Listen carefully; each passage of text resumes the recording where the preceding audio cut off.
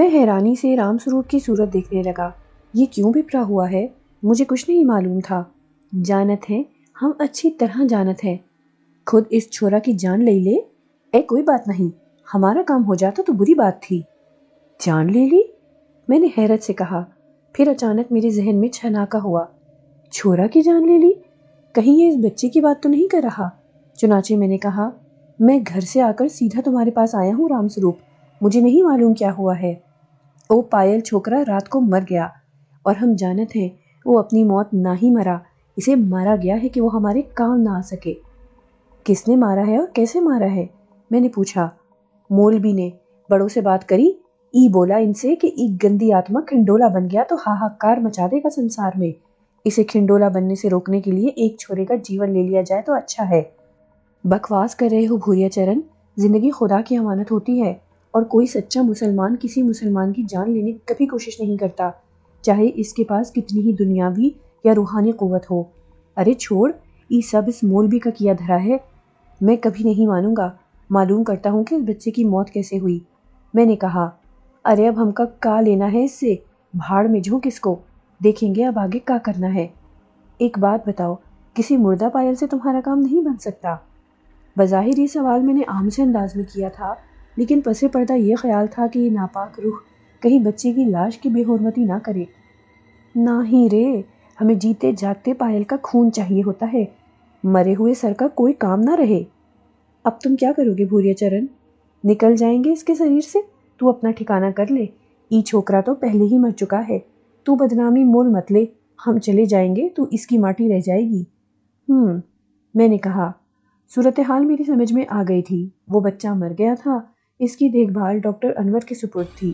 معلوم کروں گا بچے کی موت کس طرح واقع ہوئی۔ اس کی موت سے خوشی تو نہیں ہونی چاہیے، لیکن فطری طور پر وہ تردد دور ہو گیا تھا جس نے رات بھر بے چین رکھا تھا۔ میں نے رات کو خلوص دل سے دعا مانگی تھی کہ کائنات کے مالک، میں کسی کی جان کیسے لے سکتا ہوں، میری مدد فرما، اور میری مدد ہو گئی۔ وہ نامراد کالے جادو کا ماہر اپنے مقصد میں ناکام ہو گیا تھا، قدرت نے خود اس کا حل پیش کر دیا تھا۔ میں تو قیامت تک اس بچے کی جان نہ لیتا، چاہے کچھ بھی ہو جاتا۔ اب بہت سے فیصلے کرنے تھے، چنانچہ میں نے کہا، رام سروپ، یہی کہوں گا تمہیں ابھی، تم خود جانتے ہو کہ بچے کی موت میں میرا کوئی ہاتھ نہیں ہے، ابھی کچھ دیر یہ بدن نہ چھوڑنا، میری لاج رہ جائے گی۔ تیری برائی کا کوئی کام نہ کریں گے، تجھ سے تو ہمیں بڑا کام لینا ہے رے، جا کام کر لے اپنا۔ میں باہر نکل آیا، کوریڈور میں مجھے ڈاکٹر انور مل گیا۔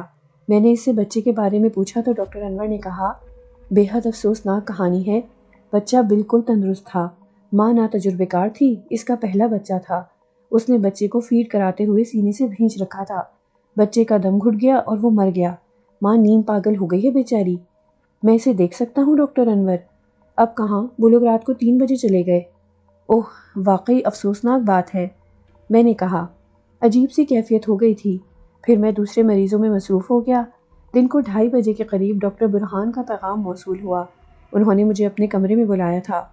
ڈاکٹر برہان اسپتال کے چیئرمین کا نام تھا۔ ڈاکٹر صاحب کے پاس رام سروپ کے دونوں بیٹے بیٹھے ہوئے تھے۔ چیئرمین صاحب نے میرے سلام کا جواب دے کر مجھے بیٹھنے کے لیے کہا، پھر بولے، ان سے تعارف ہے آپ کا؟ جی، نام نہیں معلوم، یہ رام سروپ کے بیٹے ہیں، اتنا معلوم ہے، میں نے جواب دیا۔ پریشان ہیں دونوں، اپنے باپ کی خیریت معلوم کرنا چاہتے ہیں۔ میں نے بتا دیا ہے کہ رام سروپ صاحب کی نگہداشت آپ کر رہے ہیں۔ بہت سے گھریلو جھگڑے ہوتے ہیں ڈاکٹر صاحب، پتا جی ایک دم بیمار ہو گئے، کاروبار اور جائیداد کے بارے میں بھی فیصلے نہیں ہو سکے، ان کی حالت کچھ بہتر ہو تو ان سے کئی اہم کاغذوں پر دستخط کرانے ہیں، رام سروپ کے ایک بیٹے نے کہا۔ میں نے گہری سانس لی، تو اصل تشویش یہ تھی۔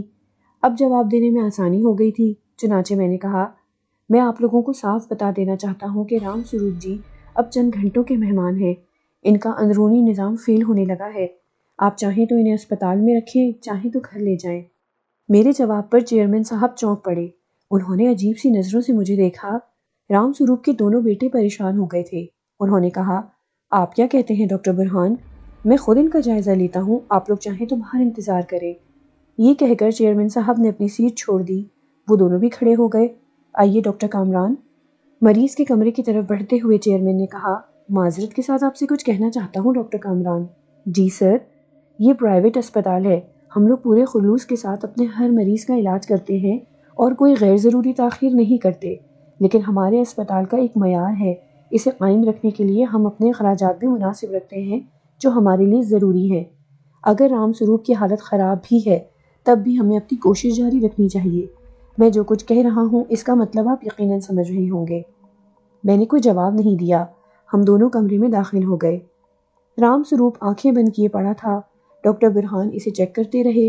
انہوں نے کچھ دوسرے ڈاکٹروں کو بھی طلب کر لیا تھا اور ان سے رام سروپ کے بارے میں مشورے کرتے رہے تھے۔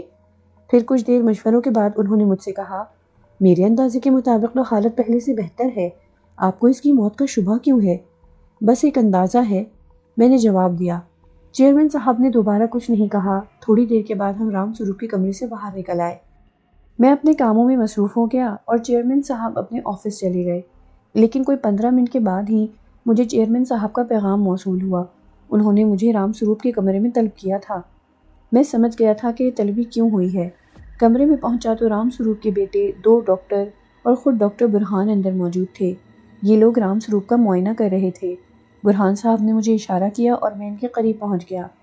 یہ مر گیا، ڈاکٹر برہان نے سرگوشی میں کہا۔ میں نے کوئی جواب نہیں دیا۔ بعد میں ڈاکٹر برہان نے مسکراتے ہوئے کہا، حقیقت یہ ہے ڈاکٹر کامران کہ بعض اوقات آپ کوئی پہنچے ہوئے بزرگ لگتے ہیں، آپ جس کا علاج کرتے ہیں وہ ٹھیک ہو جاتا ہے۔ آپ نے فیصلہ کن لہجے میں کہا کہ رام سروپ مر جائے گا، وہ کچھ دیر کے بعد مر گیا۔ میں ایک گنہگار انسان ہوں سر، میں نے جواب دیا۔ ہمیں آپ پر فخر ہے، بڑا معتبر نام بن گیا ہے ہمارے اسپتال کا آپ کی وجہ سے، بے حد شکر گزار ہوں۔ زندگی کے شب و روز رواں دواں تھے۔ گھر کے حالات باہر کی دنیا سے بہت مختلف ہوتے ہیں۔ اپنی لگن اپنی جگہ، گھر والوں کی سوچ الگ۔ بھابیاں اپنا راگ الاپتی رہتی تھیں۔ ڈاکٹر صاحب، ہم آپ کے لیے بہت پریشان ہیں، ثانیہ بھابی شرارت سے بولی۔ کیوں بھابی؟ یار شادی وادی کر لو ورنہ لوگ کہیں گے کہ بھابیوں کو دیور جی کی پرواہ ہی نہیں ہے۔ سوال ہی نہیں پیدا ہوتا، مجھے ابھی بہت کچھ کرنا ہے بھابی۔ اس بہت کچھ میں شادی بھی شامل کر لو۔ ثانیہ بھابی ہار ماننے والی کہاں تھی؟ بھابی، شادی کے بعد انسان کچھ اور کرنے کے قابل کہاں رہتا ہے؟ بیوی ہتکڑی کی طرح ہوتی ہے، دونوں ہاتھ بن جاتے ہیں، پھر بچے بڑیاں بن جاتے ہیں۔ پتہ نہیں انسان اتنی خوشی سے یہ عمر قید کیوں قبول کر لیتا ہے۔ ارے ارے، ہمارے منہ پر ہمیں برا بلا کہہ رہے ہو؟ سن رہی ہیں ندا بھابی؟ کہنے دو، انشاءاللہ اونٹ بہت جلد پہاڑ تلے آئے گا، ندا بھابی نے مسکرا کر کہا۔ گھر کا ماحول زندگی میں شگفتگی پیدا کر دیتا تھا۔ دونوں بھابیاں میرے لیے بہت کچھ سوچتی رہتی تھیں، لیکن میری سوچ ان سے بہت مختلف تھی۔ میں اپنی محنت اور لگن سے کچھ بننے کا ارادہ رکھتا تھا کہ درمیان میں یہ مصیبت آ گئی تھی۔ وہ بدروح خود مجھ تک آئی تھی اور میری شہرت کی وجہ بن گئی تھی، جبکہ میں نے کبھی ایسا نہیں چاہا تھا اور اب میں بند کر رہ گیا تھا۔ کیا کرنا چاہیے مجھے؟ جو کچھ ہوا تھا اس سے کیسے بچنا چاہیے؟ اب اس سے نجات کیسے ملے؟ کوئی 2 ماہ گزر گئے، بھوریا چرن کو ایک لمحے کے لیے نہیں بھول سکا تھا۔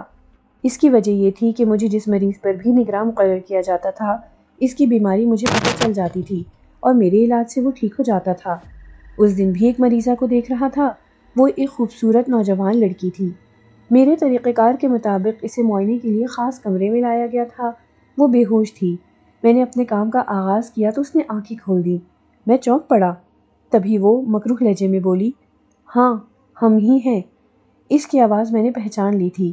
بات کرنی ہے تو سے، بڑا سمے بیت گیا رے، پریشان ہو گئے ہیں ہم، سمجھ گئے ہیں کہ تو ہمارا کام کرنا ہی نہیں چاہتا، پر بروا ای تو توہے کرنا ہی ہوگا۔ مجھے ایک بات بتاؤ بھوریا چرن، کیا تمہارا کام کوئی دوسرا نہیں کر سکتا؟ مجھ میں ایسی کیا خاص بات ہے؟ وچن دیا تھا ہم نے کالی دیوی کو، 7 سڑتی ہوئی لاشوں کی بھیٹ دی تھی تیرے پتا کے نام کی، کالے جادو کے پھیرے ہوئے ہیں، یہ سب تیرے باپ کی دولت کی تلاش میں پھر رہا تھا۔ ہم نے کہا ہمیں کھنڈولا بنا دے، ہم تورے چرنوں میں دولت کے ڈھیر لگا دیں گے۔ مان گیا؟ ہمیں وچن دیا اس نے کہ ہمیں پیر پھگنوا دوار پہنچا دے گا۔ ہم نے سارا انتظام کر لیا، دیوی کو بھیٹ دے دی، 3 موقع ملے ہیں بس، اس کے بعد سب کچھ ختم۔ تو ہار پتا وچن دے کر مکر گیا، لاکھ جتن کر لیے نہ مانا، خوب خون خرابہ ہوا، پھر اس کا کام بن گیا اور ہم ہار گئے۔ دوسرے جنم کے لیے ہمیں سنکھا سکتی بھی چلی گئی، پر تو مل گیا، تو اپنے پتا جیسا ہے، ہمارا کام تجھ سے بن جائے گا۔ دیکھ لے ایک ڈاکٹر کی حیثیت سے تیری کیسی جے جے کار ہو رہی ہے۔ ہمیں کھنڈولا بن جانے دے، سارے سنسار میں تیرے نام نہ گونجے تو ہمارا بھی نام نہیں۔ تم نے یہ روپ کیوں دھارا ہے؟ تیرے پاس آنا تھا۔ یہ لڑکی کون ہے؟ بیمار ہے، دوا دارو دے دے ٹھیک ہو جائے گی۔ اب تو ہماری وہ بات سن لے جس کے لیے ہم تیرے پاس آئے ہیں۔ کیا بات ہے؟ ہم نے آج تک تجھے فائدے ہی پہنچائے ہیں، پر تو نے من سے ہمارا کوئی کام نہیں کیا۔ اب ایک بڑا کام ہم تمہیں دے رہے ہیں، بس تمہیں وہ کام کرنا ہے۔ کیا کام ہے؟ میں نے پوچھا۔ میرا دل بڑی زور سے دھڑکا تھا۔ اور یہ کام تمہیں کرنا ہے، ضرور کرنا ہے، نہیں تو تیری ہماری دوستی ختم ہو جائے گی۔ کام تو بتاؤ، میں نے وحشت زدہ انداز میں کہا۔ تیرا مولوی ہماری جان کا روگ بن گیا ہے، وہ ہمارے ہاتھوں سے مارا گیا ہے، اس کی آتما ہمارے پیچھے لگی ہوئی ہے، وہ ہمیں سنکھا نہیں بننے دے رہا کہ ہم کھنڈولا بنے، جگہ جگہ ہمیں روک رہا ہے، اور اس کا ایک ہی حل نکالا ہے ہم نے۔ بتائیں تو کا؟ ہاں بتاؤ، میں نے کہا۔ ہم جانت ہیں بیروا تورے من میں کا ہے، پر پگلا ہے تو، بول ساری جیون تورے پتا کو کا ملا؟ تم اس بات کو چھوڑو، مجھے بتاؤ اب تم کیا چاہتے ہو؟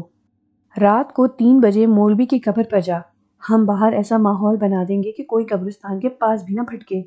تو اندر جا کر مولوی کی قبر کھودے گا اور اس کی ساری ہڈیاں جمع کرے گا۔ ان ہڈیوں کو لے کر تو چوکھنڈی بنسی راج کے پاس جائے گا، باقی کام بنسی راج تجھے بتا دے گا۔ اور سن، خاص طور سے تو اس تعویذ کا خیال رکھیو، اسے ہاتھ مت لگائیو، اسی نے ساری خرابی کری ہے، نہیں تو اب تک مولوی کی قبر کبھی کی خالی ہو گئی ہوتی۔ کیا مطلب؟ میں نے چونک کر پوچھا اور لڑکی طنزیہ انداز میں ہنس پڑی۔ بھوریا چرن کو میں نے پہلی بار ہنستے ہوئے دیکھا تھا۔ اس نے اسی مکروہ آواز میں کہا، ارے مقدر ہی خراب تھا ہمارا کہ کالی دیوی سے تیرے پتا کی بات کر بیٹھے، تیرے شہر میں بھتیرے ہمارے کام کے لیے تیار ہو جاتے۔ تمہیں پتا ہے نا کہ تمہار شہر میں بھتیرے ایسے ہیں جو مردوں کی ہڈیاں، ان کے دل، گردے، آنکھیں، انتڑیاں نکال کر بیچ دیوے ہیں۔ ہم نے ان سے بات کی تھی کہ مولوی کی ہڈیاں نکال لائیں، بڑی دولت دی تھی ہم نے انہیں، پر کیا؟ میرا دل کنپٹیوں میں دھڑکنے لگا۔ آگ لگی ہے سسروں کے شریر میں، بھسم ہو گئے ہوتے، پر مولوی نے رحم کر دیا ان پر، بچ گئے پر بری طرح جل گئے۔ اوہ! میں نے اطمینان کی سانس لی، پھر کہا، تو اب تم مجھے خاک کرنا چاہتے ہو؟ نہ ہوگا تو خاک، ہم نے اپنے گیان سے پتہ کر لیا ہے، ای کام بھی تیرے علاوہ اور کوئی نہ کر سکے ہے، مولوی تجھ پر بھروسہ کرے ہے، یہی بھروسہ تیرے کام آئے گا، اور تو وہ کی ہڈیاں نکال لائے گا۔ میری آنکھوں میں آنسو آ گئے، میرے منہ سے ہچکی سی نکلی اور میرے دل سے آواز ابھری، احمد علی صاحب، اپنا سب کچھ قربان کر دوں گا آپ پر، 100 زندگیاں بھی ملیں گی تو وار دوں گا آپ کے قدموں میں، آپ کی حرمت کبھی داغدار نہ ہونے دوں گا، خدا کی قسم مٹی میں مل جاؤں گا لیکن آپ کو۔ میں رونے لگا۔ بھوریا چرن نے لڑکی کے روپ میں چونک کر مجھے دیکھا، پھر اس کی آنکھوں سے قہر و غضب نمایاں ہو گیا۔ کہا نہ ہم نے تو سے، تو ہار من کی باتیں ہمیں معلوم رہیں، کا نہ ہی کیا ہم نے تیرے لیے، راجہ بنا دیا، تو نے ہمارے لیے کیا کیا؟ ایک کام جو کیا ہو، ای تو ہے کرنا پڑے گا چھوکرا، نہ ہی تو پھر نتیجے کا بھگتان تو بھگتے گا۔ لڑکی نے آنکھیں بند کر لیں۔ میں سکتے کے عالم میں دیر تک کھڑا رہا، پھر کچھ دیر کے لیے باہر نکل آیا۔ احمد علی بری طرح یاد آ رہے تھے، دل بے چین ہو گیا، پھر اسپتال میں نہ رکا گیا۔ میں نے اپنی جگہ دوسری ڈاکٹر کی ڈیوٹی لگا دی، کچھ دوائیں اور انجیکشن لڑکی کے لیے تجویز کیے اور باہر نکل آیا۔ کچھ دیر کے بعد میری کار لانڈھی کی طرف دوڑ رہی تھی، راستے بھر نہ جانے کیا کیا سوچے دامن گیر رہی تھیں۔ آخر کار میں قبرستان پہنچ گیا۔ آج جمعرات تھی، قبرستان میں لوگ نظر آ رہے تھے۔ میں نے دور سے احمد علی کی قبر کی طرف دیکھا، وہاں چہار دیواری کھینچی ہوئی تھی جس میں دروازہ لگا تھا، اس وقت یہ دروازہ کھلا ہوا تھا۔ میں نے اس تبدیلی کو حیرت سے دیکھا، پھول خریدے، اگربتیاں لی اور قبر کے پاس پہنچ کر اندر داخل ہو گیا۔ اندر کچھ لوگ فاتحہ خوانی کر رہے تھے، ان میں کچھ لوگ مجھے اس وقت سے جانتے تھے جب میں احمد علی کے پاس آتا تھا اور وہ مجھے مسجد کے سامنے والے چائے خانے میں چائے پلاتے تھے۔ ان سے سلام دعا ہوئی۔ امجد خان نامی ایک شخص نے کہا، بہت دن کے بعد آئے ہیں ڈاکٹر صاحب؟ ہاں بھائی، کچھ مصروفیت تھی۔ یہ 4 دیواری کب کھینچی؟ کیا بتائیں ڈاکٹر صاحب، قیامت قریب ہے، انسان جانور بن چکے ہیں، خوف خدا دل سے نکل چکا ہے۔ آپ نے ٹی وی پر دیکھا ہوگا، کئی گروہ ایسے ہیں جو مردوں کی ہڈیاں، تازہ اعضا کا کاروبار کرتے ہیں۔ پہلے یہ مردود صرف کفن چراتے تھے، اب یہ پورا مردہ چرا لے جاتے ہیں۔ 2 بار ان کم وقتوں نے احمد علی صاحب کی قبر کھودنے کی کوشش کی تھی، لیکن کیفر کردار کو پہنچ گئے۔ کیسے؟ میں نے پوچھا۔ آگ بھڑک اٹھی تھی، موت نے بھی انہیں قبول نہیں کیا، زندہ ہیں وہ، مگر مردوں سے بدتر، پورے بدن گل سڑ گئے ہیں، آپ انہیں دیکھ بھی نہیں سکتے، اتنی بری حالت ہے۔ خیر، ہم لوگوں نے فوراً پیسے جمع کر کے یہ 4 دیواری بنوا دی और एक चौकीदार भी पहरे पर बिठा दिया। इसमें मेरा भी हिस्सा शामिल कर लो अमजद भाई, मैं अपनी कोताही पर शर्मिंदा हूँ। मैंने खासी माकूल रकम अमजद को दी। अहमद अली की कब्र के पास खड़े होकर इनसे अपनी कोताही की माफ़ी मांगी। बहुत देर वहाँ रुका, फिर वापस चल पड़ा। मलून भूरिया चरण भला अहमद अली को क्या नुकसान पहुँचा सकता था। दिल को बड़ा इत्मीनान हुआ, ये मकरूह काम तो मैं 100 बार मरकर भी नहीं कर सकता था। फिर मैं वापस आ गया। अब भूरिया चरण से खुल्लम खुल्ला लड़ाई का आगाज़ हो गया था। मैंने इसकी ये बात नहीं मानी, जबकि उसने कई बार मेरी मदद की थी। जो होगा देखा जाएगा। वो मुझसे तशख़ीस की क़ुव्वत छीन लेगा, छीन ले। मैंने कौन सी इसकी ख्वाहिश की थी। जितनी औकात है उसके मुताबिक काम करूँगा। कई दिन इंतज़ार करता रहा मगर कोई कार्रवाई नहीं हुई थी। भूरिया चरण ने मुझसे कोई बास-पुर्स भी नहीं की थी, ना ही किसी शक्ल में नज़र आया था। फिर ये दिन हफ्तों और हफ्ते महीनों में बदल गए। भूरिया चरण जहन से तो नहीं निकला था, लेकिन अब मैं इसके खौफ में मुब्तला नहीं था। मेरी वो सिफत भी बरकरार थी और मैं इंसान के बदन में झांक कर इसकी बीमारी तलाश कर लेता था। मेरी शोहरत आसमान की बुलंदियां छू रही थी। कोई 5 माह बाद की बात है कि डॉक्टर बिरहान ने मुझसे मुलाकात की और मुस्कुरा कर बोले, डॉक्टर कामरान, मेरी तरफ से मुबारकबाद कबूल फरमाइए। शुक्रिया। किस सिलसिले में? एक मेडिकल फाउंडेशन का न्यूरो सर्जरी सेमिनार दिल्ली में हो रहा है। आपको हमारे अस्पताल के हवाले से इस मेडिकल कॉन्फ्रेंस में शिरकत की दावत दी गई है। ये एक बड़ा एजाज़ है हमारे लिए। आपको भी मुबारक हो डॉक्टर बुरहान। शुक्रिया। आप तैयारियां कर लें, वैसे आपकी शोहरत दूर तक पहुंच गई है। हिंदुस्तान से एक बहुत बड़े heart surgeon doctor CP Bhalla ने मुझे फ़ोन किया है और आपके बारे में फैली शोहरत की तस्दीक की है।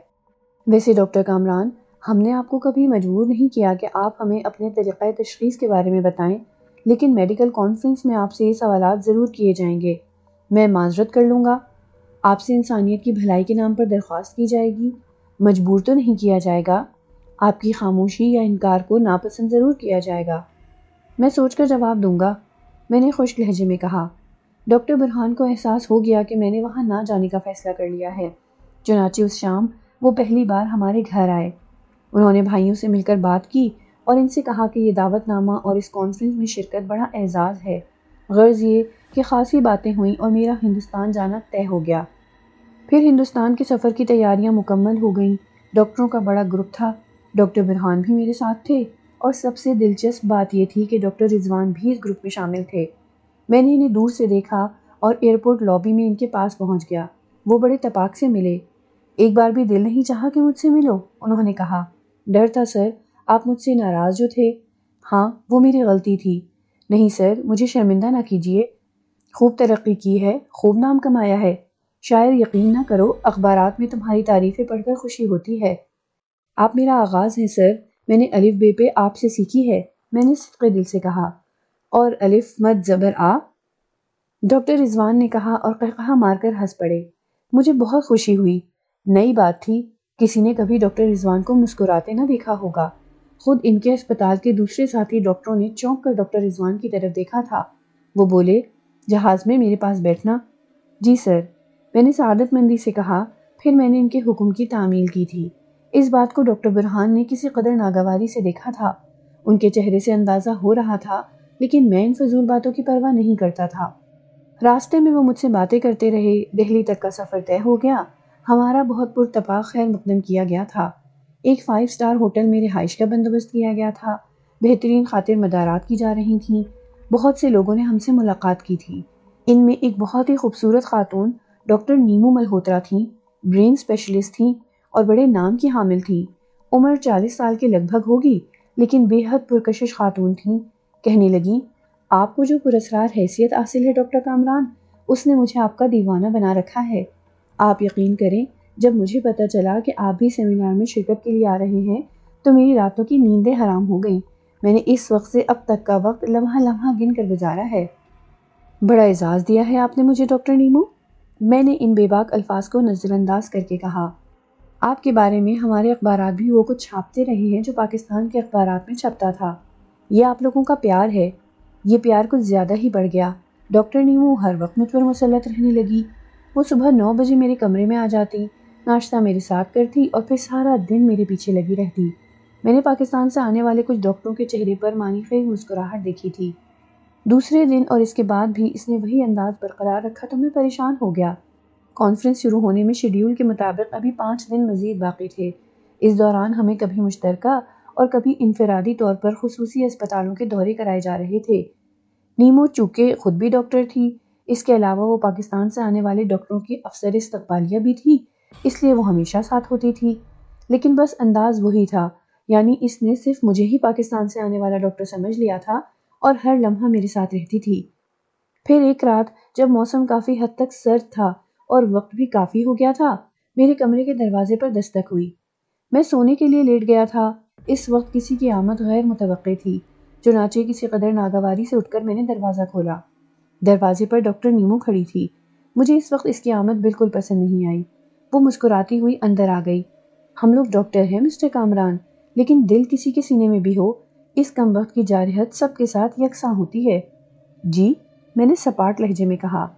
اس وقت بہت دور سے آئی ہوں، بس دل چاہا تھا کہ آپ کے ساتھ ایک کپ کافی پیوں۔ مجھے اندازہ ہے کہ آپ کے دل کے ساتھ یہ واردات پیش نہیں آئی ہوگی، مگر میں اپنے دل کے ہاتھوں پسپا ہو گئی ہوں، جس کے لیے سوری۔ میرے ہونٹوں پر بے اختیار مسکراہٹ آ گئی۔ اس کی بات پر نہیں، بلکہ اس کے مسلسل بولنے پر مجھے ڈاکٹر سائرہ یاد آ گئی تھی۔ شکر ہے دل آخر مسکرا ہی دیا۔ میں روم سروس کو کافی کے لیے کہہ کر آئی ہوں۔ چلیے چھوڑیے، یہ بتائیے آپ کے بارے میں جو افواہیں اڑی ہوئی ہیں کہ آپ جادوگر نما ڈاکٹر ہیں، ان میں کیا صداقت ہے؟ افواہیں تو افواہیں ہی ہوتی ہیں، ان پر کان نہ دھرنا ہی بہتر ہوتا ہے، میں نے جواب دیا۔ وہ جو آپ ہی کا محاورہ ہے کہ زبان خلق کو نقارہ خدا سمجھو، اس کے بارے میں کیا خیال ہے؟ یہ اس محاورے کا خالق ہی بتا سکتا ہے۔ پھر بھی یہ کہانیاں کچھ نہ کچھ بنیاد تو ضرور رکھتی ہوں گی۔ کسی بھی مرض کی تشخیص کے لیے آپ کا طریقہ کار کیا ہوتا ہے؟ وہی جو آپ کا ہے، میں نے ناگوار لہجے میں کہا، جسے اس نے بھی محسوس کر لیا۔ البتہ بات آگے نہ بڑھی کیونکہ ویٹر کافی لے آیا تھا۔ کافی کے دوران خاموشی طاری رہی تھی۔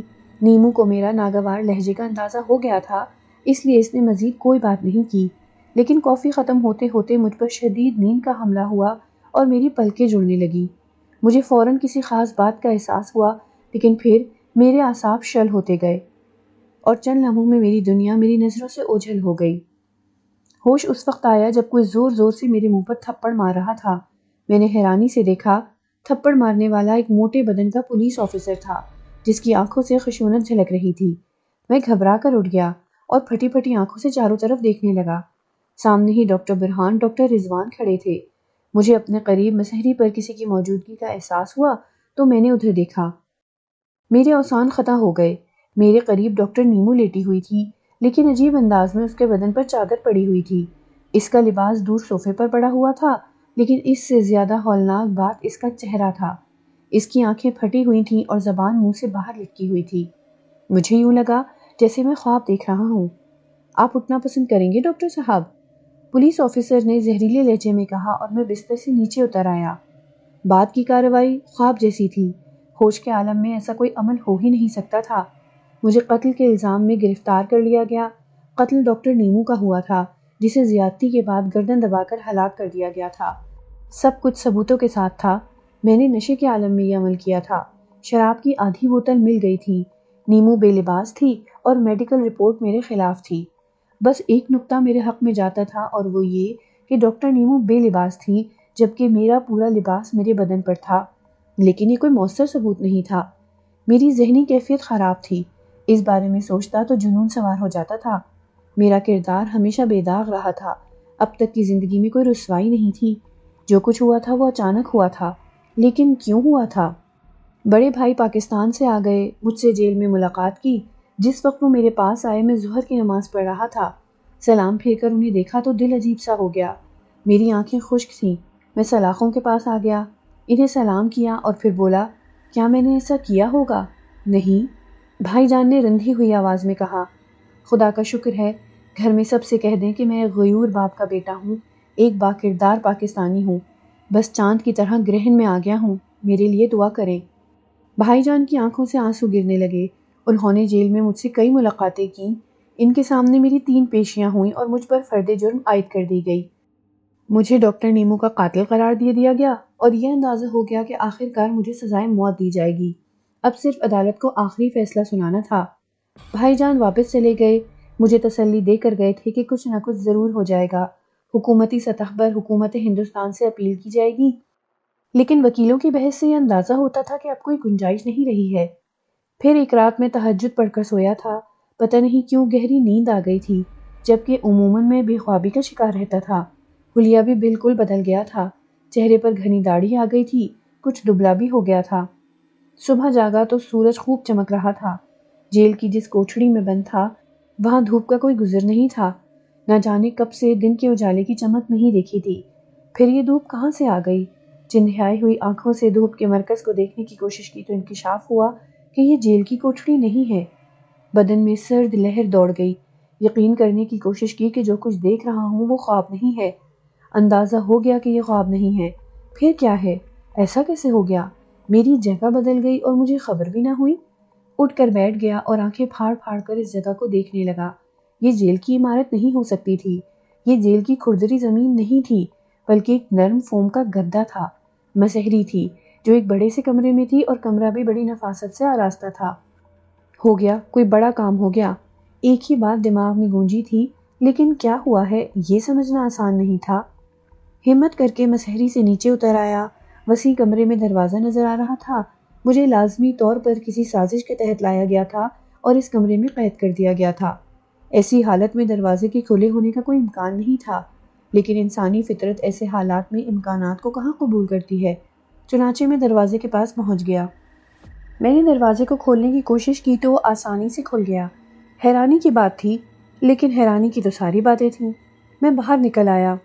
سرخ پتھروں کی سلوں سے بنا فرش تھا، شفاف اور ٹھنڈا۔ دیواریں بھی انہی پتھروں سے بنی ہوئی تھیں۔ یہ بے حد وسیع دالان تھا۔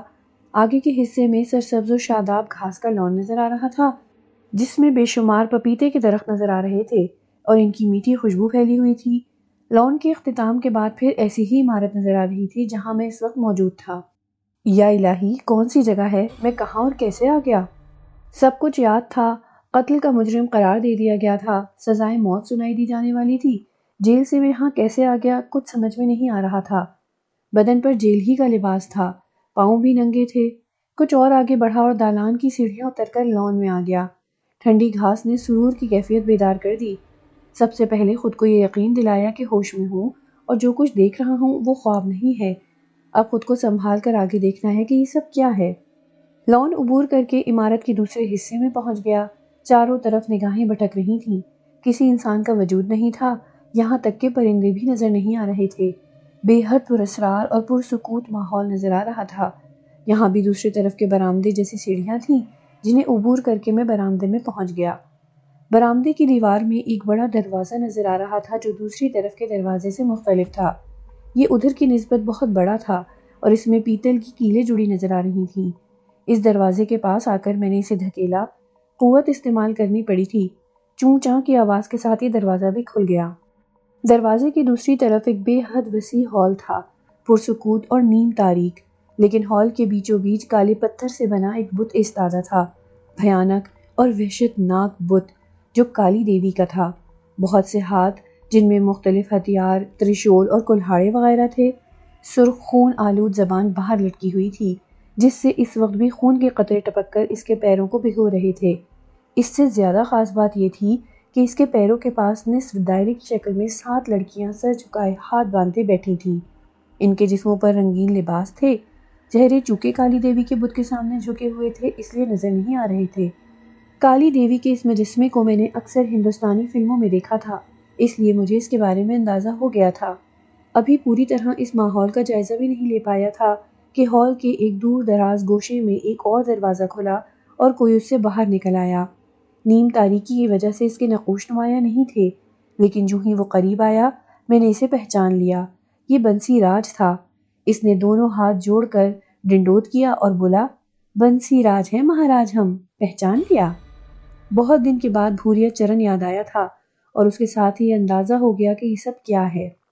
اب تو میں بھوریا چرن کی سرزمین پر تھا۔ یہ سب کچھ جو میرے ساتھ ہوا تھا اب میری سمجھ میں آ گیا تھا۔ نہیں پہچانا مہاراج؟ پہچان لیا بنسی راج، میں نے آہستہ سے کہا۔ مہمان ہیں آپ ہمارے، آئیے، اس نے کہا۔ میں نے خود کو سنبھال لیا، اب میری حیرت رفع ہو گئی تھی۔ میں نے پوچھا، یہ کون سی جگہ ہے بنسی راج؟ ماتا بھون، کالی ماتا کا استھان، آئیے، اس نے کہا اور اسی طرف مڑ گیا جدھر سے آیا تھا۔ میں نے اس کے پیچھے قدم اٹھا دیے تھے۔ اس دروازے پر پہنچ کر وہ رکا اور مجھے دیکھنے لگا۔ میں قریب پہنچا تو وہ اندر داخل ہو گیا۔ میں نے بھی اندر قدم رکھ دیے، لیکن اندر داخل ہو کر یوں لگا جیسے کسی فلم کا منظر بدل گیا ہے۔ یہ بالکل جدید کمرہ تھا، بہترین پینٹ کی ہوئی دیواریں، اعلیٰ درجے کا فرنیچر، صوفے وغیرہ۔ بیٹھیے مہاراج، دیوی جی آ رہی ہیں، بنسی راج نے کہا اور ایک دوسرے دروازے سے اندر چلا گیا۔ میں احمقوں کی طرح کھڑا رہا، پھر ایک صوفے پر بیٹھ گیا۔ پتہ نہیں یہ دیوی جی کون تھی اور کیا کرنے والی تھی۔ زیادہ دیر نہیں گزری تھی کہ اسی دروازے سے دیوی جی اندر داخل ہوئیں جس سے بنسی راج اندر داخل ہوا تھا۔ میری نظریں ان کی طرف اٹھ گئیں۔ انہیں دیکھ کر میرے سر میں جیسے بم پھٹ گیا تھا۔ خوبصورت گلابی ساڑھی میں ملبوس، ماتھے پر سرخ بندی لگائے، حسین نقش و نگار کی مالک ڈاکٹر نیمو چلی آ رہی تھی۔ قریب آ کر اس نے مسکراتی نظروں سے مجھے دیکھا اور نغمہ بار آواز میں بولی، ہیلو ڈاکٹر کامران، آپ زندہ ہیں ڈاکٹر نیمو؟ میرے منہ سے بے اختیار نکلا، نہیں تو، اس نے کہا اور ہنس پڑی۔ کیا مطلب؟ میں حیرت سے بولا، آپ نے مجھے مار جو دیا تھا؟ اس کے لہجے میں شرارت تھی۔ میں کچھ دیر خاموش رہا، پھر میں نے کہا، مجھے بتانا پسند کریں گی نیمو کہ میرے ساتھ یہ سب کیا ہو رہا ہے؟ یہی بتانے کے لیے آپ کے پاس آئی ہوں۔ بھوریا چرن مہاراج نے کہا ہے کہ آپ کو بڑی وضاحت سے سب کچھ بتا دیا جائے۔ بھوریا چرن؟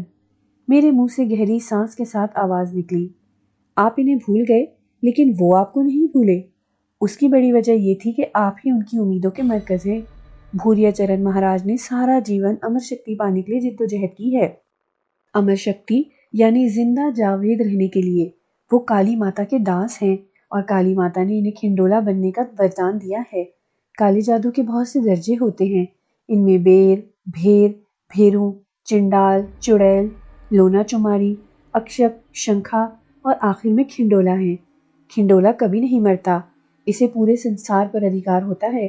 سنسار کے کونے کونے میں وہ جو چاہتا ہے کر سکتا ہے۔ بھوریا چرن مہاراج شنکھا شکتی تک جا پہنچے تھے۔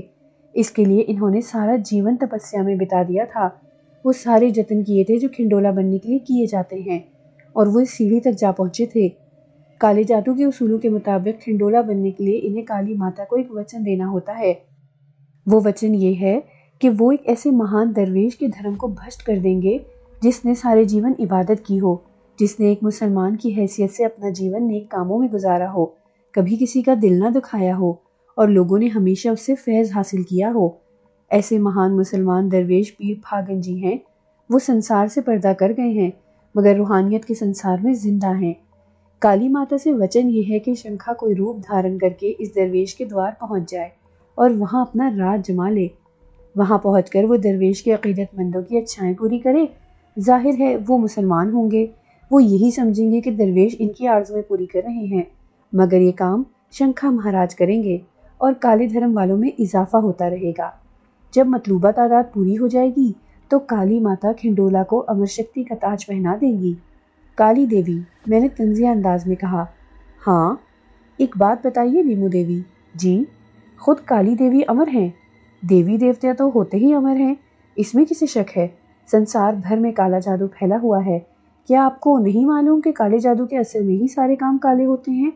منوش کو جانوروں کی طرح کاٹ ڈالتے ہیں، بچوں کو بموں سے اڑا دیتے ہیں، ابلاؤں کی عزت لوٹ لیتے ہیں، ماؤں بہنوں کے کپڑے اتار کر انہیں بستیوں میں نچاتے ہیں۔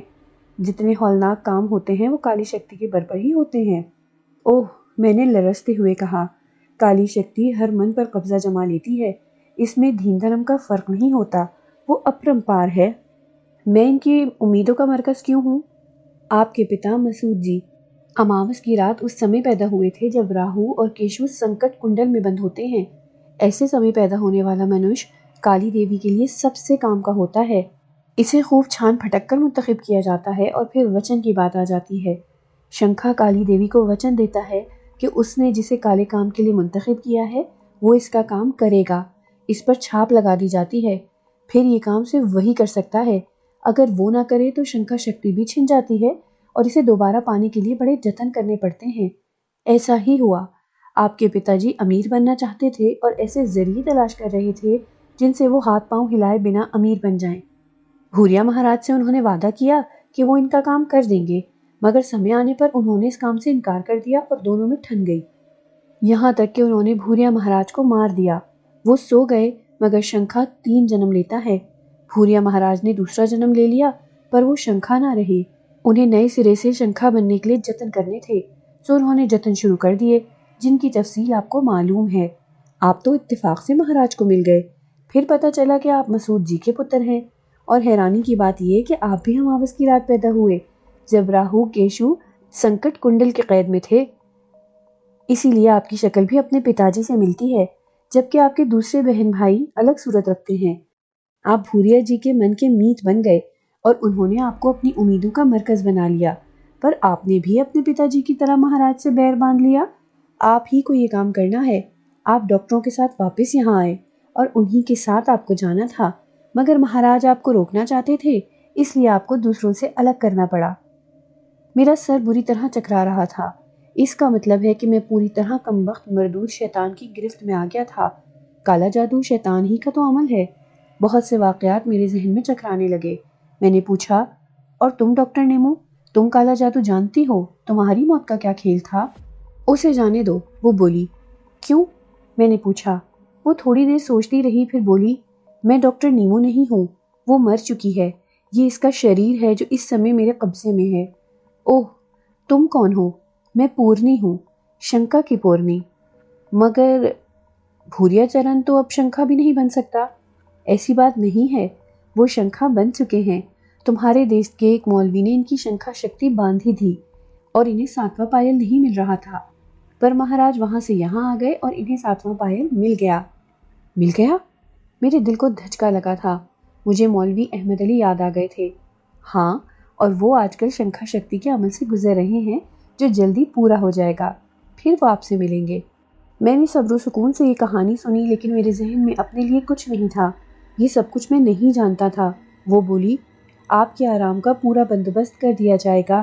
آپ کو 90 دن گزارنے پڑیں گے، اور جب شنکھا مہاراج کا سمے پورا ہو جائے گا تو وہ آپ سے مل کر آگے کی بات کریں گے۔ کیا مطلب؟ مجھے 90 دن تمہارا قیدی رہنا پڑے گا؟ کس بھول میں ہو ڈاکٹر جی؟ پورے ہندوستان کی پولیس تمہیں تلاش کرتی پھر رہی ہے۔ باہر نکلے تو گولی سے اڑا دیے جاؤ گے۔ کیوں؟ میرا منہ حیرت سے کھل گیا۔ نیمو یا پورنی نے دروازے کی طرف منہ کر کے آواز لگائی، بنسی، ارے او بنسی، ادھر آ۔ پتہ نہیں وہ کیا کرنا چاہتی تھی۔ میں انتظار کرنے لگا۔ دوسرے دروازے سے بنسی راج اندر داخل ہو رہا تھا۔